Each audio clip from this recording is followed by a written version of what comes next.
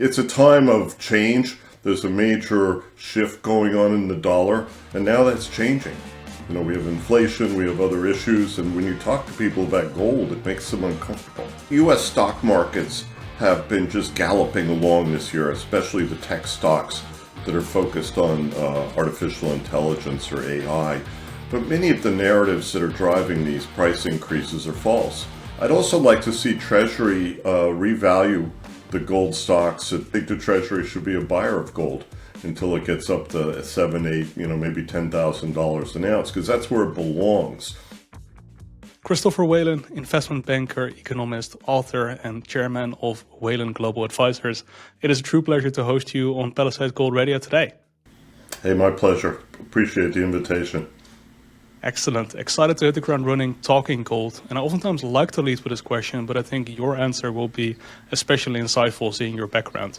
We're in the midst of an incredible bull run in gold. The metal's up over 55% year to date. However, zooming out a bit and talking big picture perhaps, Chris, where are we within the longer term cycle for gold from your perspective? If you think of the middle of the 2000 teens as kind of the bottom, I think we're in just the early stages of an upcycle, and this is largely driven by the fact that most global central banks have decided to make gold their chief reserve asset. They're not going to stop using dollars because the dollar is such a useful currency. It comes along with the ability to finance economic activity and transactions. It's also very big. So if you're buying oil or other commodities, it's essential that you use dollars. But I think, whether you talk about the Chinese or the Russians or the Europeans, most of the big central banks have been buyers of really substantial quantities of gold. There was an interesting article in the Financial Times this week talking about how the statistics for Chinese official purchases are understated because they're hiding it and they're not selling. That's the key thing. They're a big producer. They have enormous domestic demand. People in China can open a bank account with as little as a gram of gold. So they actually encourage the ownership of gold. And yet at the same time, they've prohibited cryptocurrencies, I think.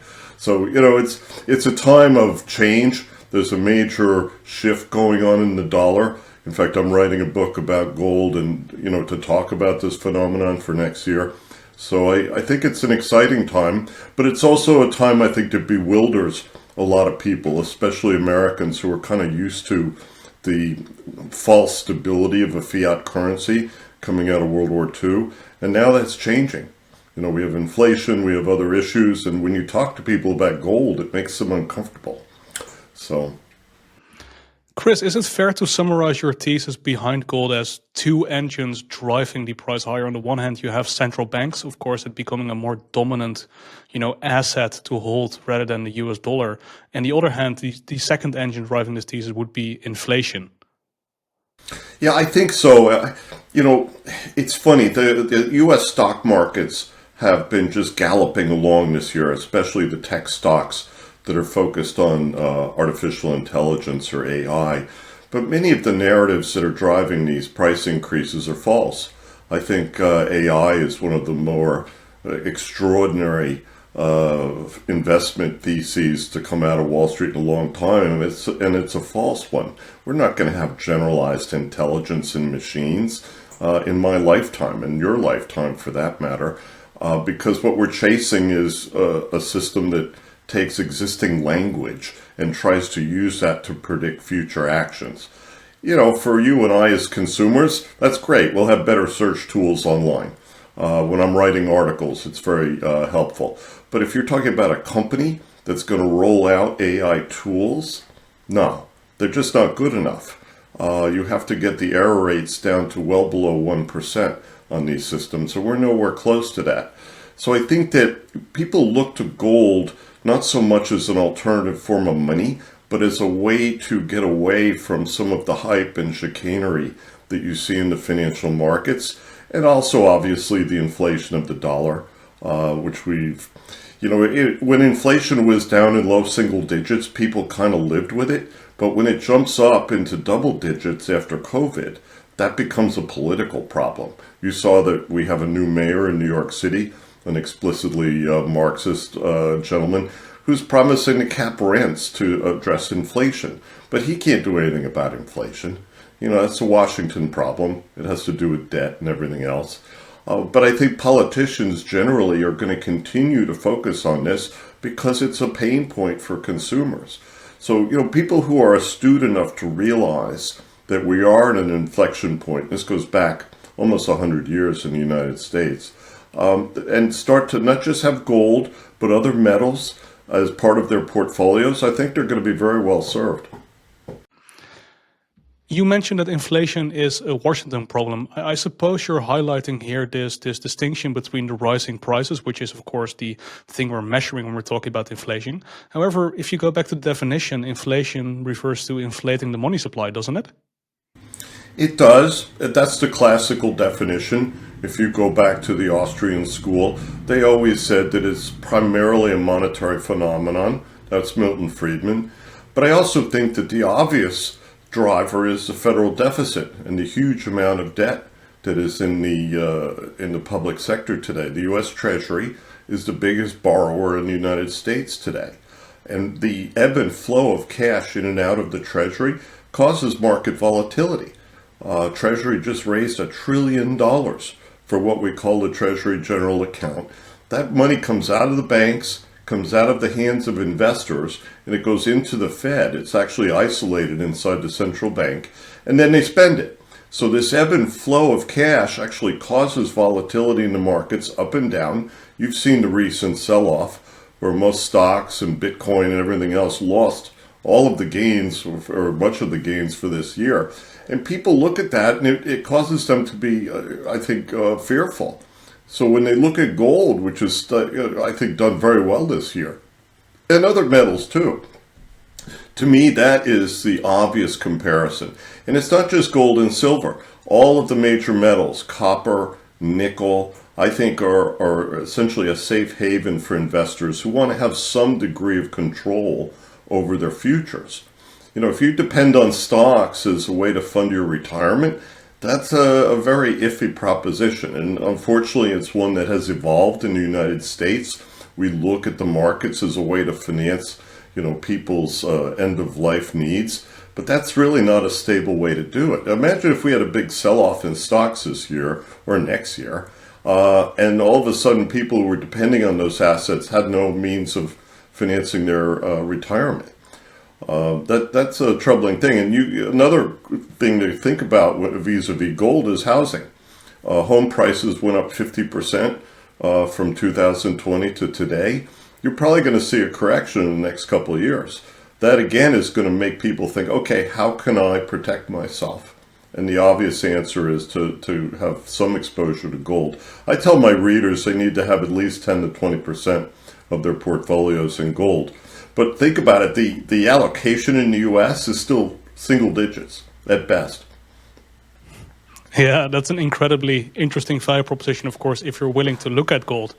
And there might be potential here to not just keep up with inflation. Some of the big Wall Street shops are starting to go there with their advice. And I think you're going to see more of that.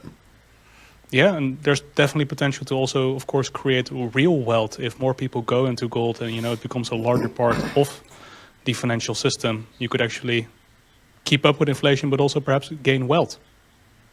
Well, it's not just wealth, but, in the old days when you owned gold, it was a passive asset that sat in a vault. There wasn't much you could do with it. Today, in the gold market, if you have gold in the vault, the banks will lend against it. So you can actually leverage the asset, use those funds. There are credit cards out there and other vehicles that allow you to own gold and essentially benefit from the accretion. And I think that's a good thing. People need to have alternatives to this monopoly of fiat money that we've had since Abraham Lincoln.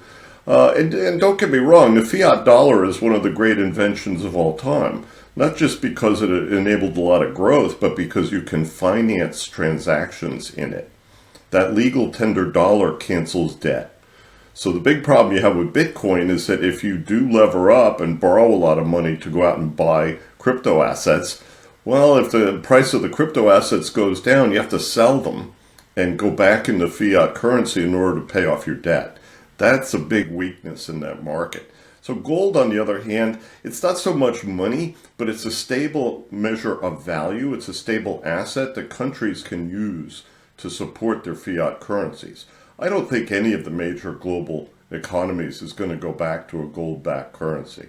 That's very, very unlikely in my view. Today's episode of Palisades Gold Radio is proudly brought to you by our parent company, Palisades Goldcorp, Canada's leading junior resource investment vehicle, trading on the Toronto Venture Exchange under ticker symbol PALI, with equity and warrant positions in over 200 companies, ownership of mineral projects and royalties, and a significant stake in newfound gold.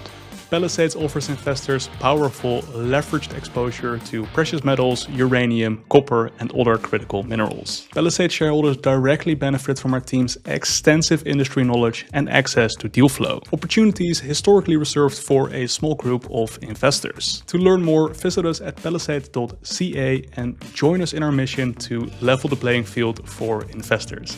Now, back to the show. You're just opening up more and more threads for me to pull, Chris, but that's incredible. You were talking about nickel and the likes earlier, other metals. Are you a subscriber to a thesis like a commodity supercycle thesis, or if it's more of a thesis of holding hard assets that will do well in an inflationary boom environment? Well, there's two parts of that. I think partly it's a super cycle, partly it's simply these are tangible assets that are used in industry. You know, things like nickel, for example, we need for stainless steel. We need for alloys that are used in all sorts of applications. Right now, the Chinese and the Indonesians control the supply of nickel globally. And after China's, I think, terrible mistake, to paraphrase Treasury Secretary Scott Bessent, regarding rare earths and access to many of these minerals, most of the big industrial countries want to get China out of the supply chain, or at least marginalize China, so that they don't have this gun pointed to their heads. You look at, for example, as a company in Canada I follow, Canada Nickel. They are just getting started creating some new nickel mines in Canada. They have a lot of support from the government. They have a lot of support from several big corporate sponsors, all of whom want to have reliable access to this metal for their production needs. So I think whether you're talking about copper or nickel or silver, which is used heavily in industry, people want to know that the supplies are going to be reliable and stable, and they don't want to have to deal with extortion from the government of China.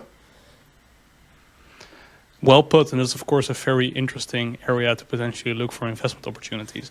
Hey, we were talking about the Treasury markets just a bit earlier. You outlined $1 trillion of refinances, or at least finances, recently. Yes. It seems that Janet Yellen and Scott Bessent have both had a trend of going for the short term rather than the long term. When you have this much debt to refinance as the United States, shouldn't you go a bit longer term? Well, they should, but the problem is, it's interesting, your question, because Scott Bessent initially, in the very early days of the Trump administration, said we have to issue longer term debt. But once he got into Treasury and was confirmed, the professional staff looked at him and said, if you go long out the curve, it's going to cost you more money. And this is the same conversation that they had with Janet Yellen. So they front load the issuance of debt into T-bills. This is also something that the Federal Reserve likes because they want their portfolio to mirror the term structure of the Treasury's debt. They made a big mistake during COVID by buying mortgage-backed securities when interest rates were very low and the average life of these securities was 2 years. And now those same securities that have very low coupons have an average life of 12 or 15 years. And the price has gone down proportionally, which is why the Fed has shown such enormous losses in their operations. Ideally, should we have issued more long-term debt, especially during COVID when rates were low? Yes. The Treasury should have issued 50-year debt. But, it's hard to get politicians to think in medium and longer terms about managing the portfolio because the immediate cost is a higher interest cost today and this year and next year. And that dissuades them because they don't want to see the current budget deficit go up so fast. It's an endemic problem, and it goes back many years to the Clinton administration when cash flows from the baby boomers almost made it unnecessary for the Treasury to issue debt. You're probably too young to remember, but people were wringing their hands saying, oh me, oh my, we're not going to have any risk-free assets for us to buy. Well, I think over time it would be a good idea for Treasury to issue longer-term paper. The market doesn't really like 30-year bonds. They're very volatile. But still, it's a necessary thing. Well, ultimately, we're going to have to freeze spending and start to do some major work in terms of cutting back the deficit. But the political consensus for that is not yet apparent. And Chris, what about this idea that Judy Shelton has made popular a gold-linked loan that you would float and that would compete with your other treasuries as an interest rate? It would make the US dollar as good as gold again, is I believe her slogan. Is this something that you think could solve this treasury problem that we have? It's not a bad idea. Judy's a smart lady, and I admire her work. I think it's one of several things that we should do. The gold-linked bond is a good one. It certainly gives investors some protection from the overall rate of inflation. I'd also like to see Treasury revalue the gold stocks that Franklin Roosevelt stole from all of us 100 years ago and start to issue gold coins based on weight. We need to re-educate Americans as to what gold is and why it is a good measure of inflation. If the Treasury was willing to buy and sell gold at current prices, I think it would not only help force the price up, but it would give people a better indication of what the real rate of inflation is. And for people of modest means, if you could buy a few gold coins and stick them away somewhere, it would actually give them some protection from inflation. But I think the symbolic nature of both Judy's proposal with gold-linked bonds and just having gold again as part of the conversation in the United States is important. There's still a lot of laws, that prohibit the use of gold, for example, in contracts. They did repeal the prohibition on gold as legal tender. Some states have actually said it can be used for legal tender. But that's not quite where we were prior to 1933. And I still think there's some work to be done there. The trouble, of course, is that the fiat system is threatened by this. The more you have gold as part of the overall conversation as a means of exchange and a store of value, the less people are going to want to hold the dollar. And it would actually force us to probably have higher interest rates, because that's how you do it. Remember the great quote from Bagho, when he said that you can't have interest rates low for too long. What he was really talking about, this was the editor of The Economist a long time ago, is that in the old days, banks had to offer people high interest rates on paper to get gold out of their hands and into the bank. You saw this during the Civil War. People were horrified when Abraham Lincoln decided to finance the war with paper money that was unconvertible. So they hoarded gold. Same thing with Franklin Roosevelt in the 1930s. When they saw him coming into office, they were horrified. And they realized that he was going to pursue a largely socialist economic policy. So they started to hoard gold, and they had to pass a law that allowed the federal government to confiscate gold in private hands. They confiscated all the gold of the members of the Federal Reserve System, the banks. We never talk about that today. But that's the trouble, is the U.S. government is ultimately threatened by alternatives, whether it's gold or Bitcoin or any of these other ersatz tokens that people want to pretend is money today. Chris, talking a potential gold remonetization, perhaps I misinterpreted you earlier, but when you look at the incentives that are out there for the government, it would clean up the balance sheet quite rapidly if you would revalue gold to a higher level and remonetize it. Why do you believe it's unlikely still? Well, you need Congress to act. It's set by statute today. So let's assume Congress passed a law that said to the Treasury, you've got to value the gold at current market prices. That's fine. I wouldn't want them to sell it, though. Steve Mirren, who's now on the Federal Reserve Board, has said we should sell gold to force the dollar down, but I think he's got that wrong. You buy gold with paper to force down the value of paper. And I would urge them to do that. I think the Treasury should be a buyer of gold until it gets up to $7, $8, maybe $10,000 an ounce, because that's where it belongs. If you really assess the inflation of the dollar, say over the last 75 years. So, having that symbolic revaluation of U.S. gold stocks, I think would be important. Getting members of Congress not to try and do silly things with it would be difficult because we're in a democracy. That's always the challenge. Washington comes up with ridiculous ideas all the time. And it's only thankful, the inefficiency of the Congress and the government that keeps us safe, really. But I think you got to realize there are plenty of assets in this country that we can use to deal with our financial problems, not just gold. The assets in the United States are worth tens of trillions of dollars. So when you're talking about the federal debt at close to $40 trillion today, it's manageable. You just need to have the vision and I think the sense of purpose on the part of a future president to deal with it. Donald Trump's not going to do that. He's a real estate developer and he hates debt. So, he wants to see interest rates at 2% so the Republicans can win the midterm election next year. But we'll see. We were talking earlier about the US dollar losing its prevalence in trade and gold becoming a asset that central banks like to own. Do you think this idea of a BRICS settlement currency that's partially backed by gold is being floated around a lot? Let's say that were to happen. Do you think it could possibly force the United States to also partially remonetize its currency to remain a dominant currency to be used in worldwide trade? No, not at this time. The BRICS effort is essentially a formalization of barter. None of these countries have a currency that you can use for financing, which is the key strength of the dollar. If you think about COVID and the rapid pace at which the U.S. economy bounced, and then look at the European Union by comparison.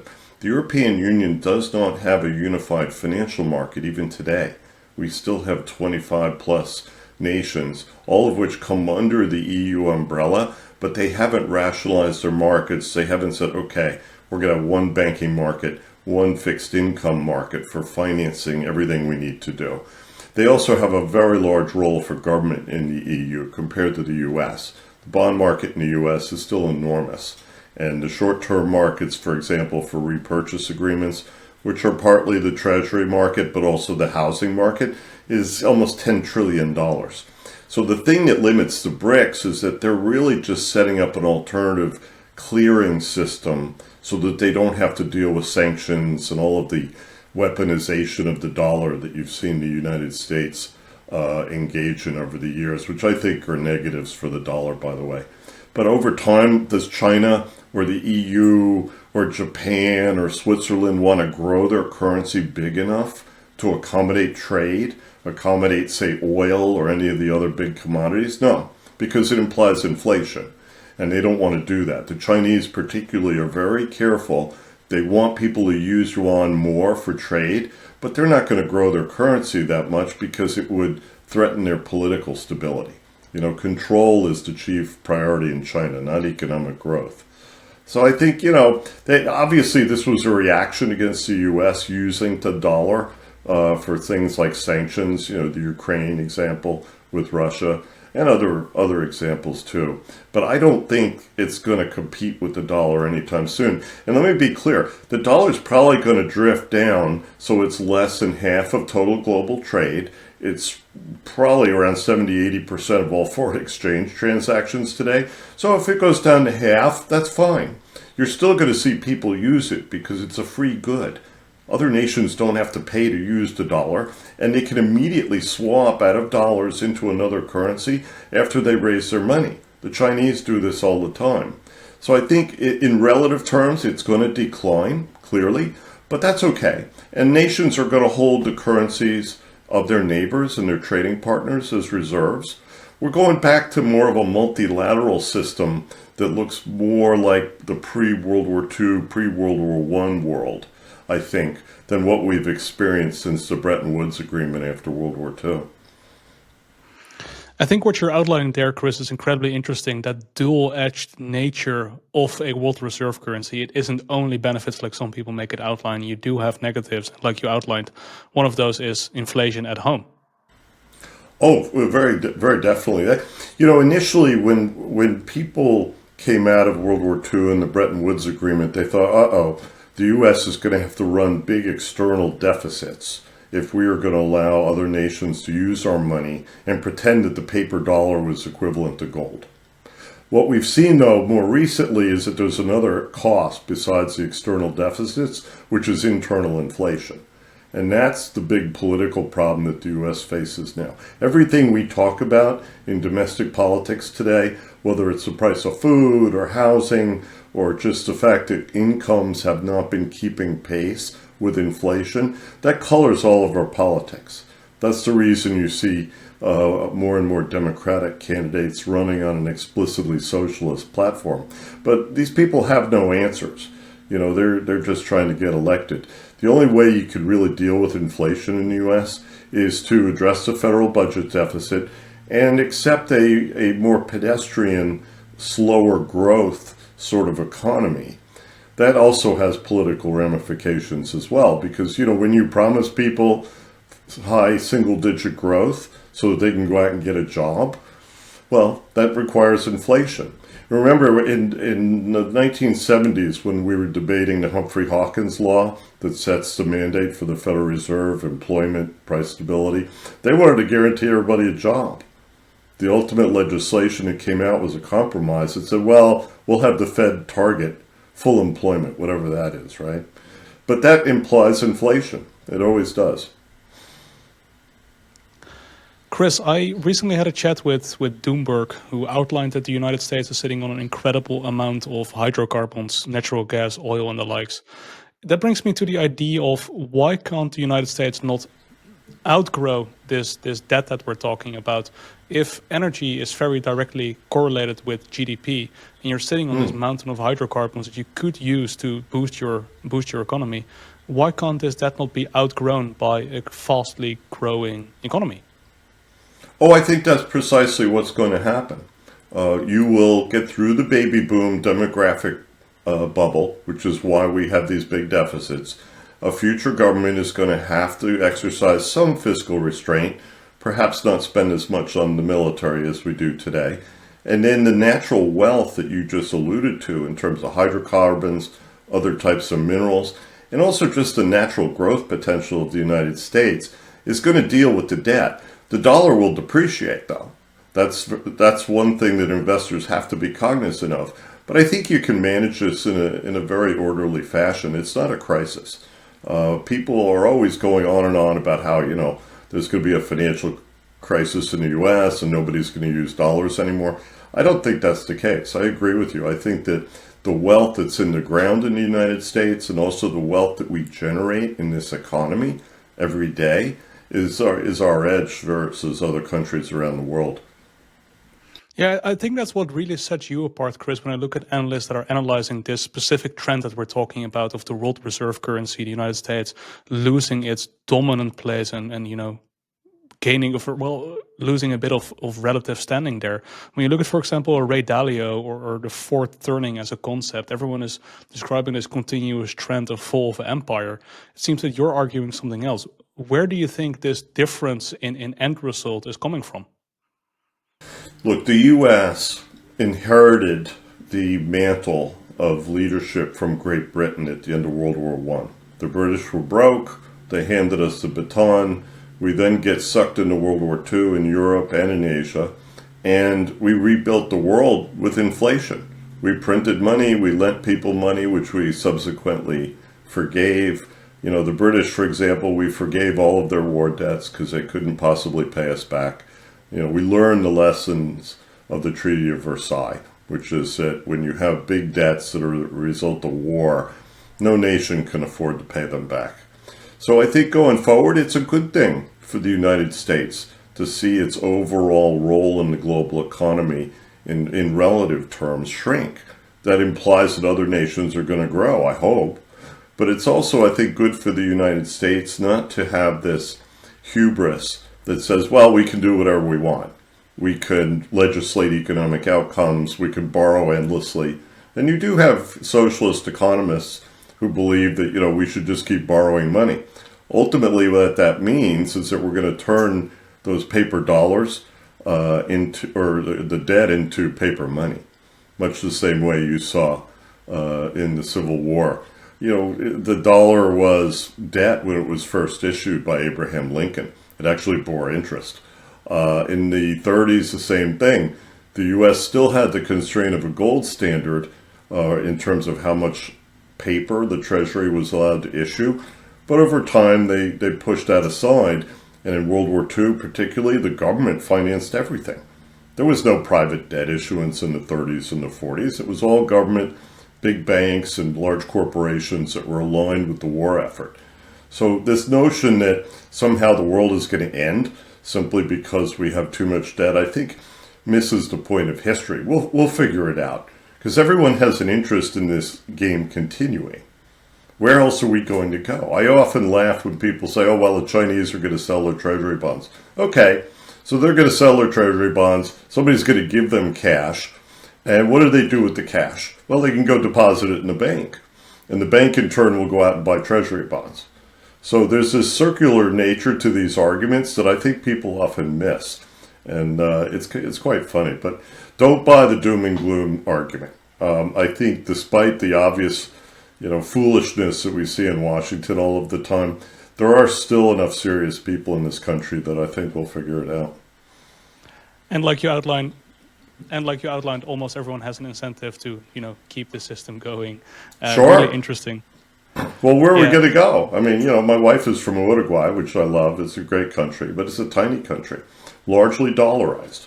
In fact, what people often miss is that many smaller nations around the world are de facto dollarized. Even if they still have their own currency, they've indexed much of their people's salaries, real estate transactions, trade transactions to the dollar. So how do you fix that? What do you go to? You're going to use Chinese yuan? No. You're going to use Japanese yen? No. So all of the alternatives are far inferior, and I think that's one of the things that's going to support the United States going forward. So many more threads to pull on the long term, but being conscious of the time, I would love to transition to short-term economics for a second. When we look at the stock market equities, I believe you've outlined earlier in this interview that you think that's not really a place to be allocating currently. However, if we're confident in this inflationary boom thesis like we have been talking about recently, wouldn't these assets, companies with pricing power, also benefit? Yes, but I think you've got to be very careful. You want to buy companies with earnings power that have not been as volatile, for example, as some of the tech stocks that have been soaring because of the false promise of AI and the rest of it. I've made a lot of money on NVIDIA. I've been in and out of that stock 3 times. But I also, having covered Silicon Valley as a banker, I know that we're not going to have applied general intelligence anytime soon. So investors always chase a shiny object. They always chase the hype. And the corporations, of course, decorate themselves with the hype because they want higher stock prices. But I do think you're going to see the tech sector correct rather significantly in the next year. And there are other sectors that are going to do better. And that's as it should be. But when I look at my own group, I follow financials. I follow the mortgage sector and fintechs. And it's fascinating. You know what the top bank in the United States was past 12 months?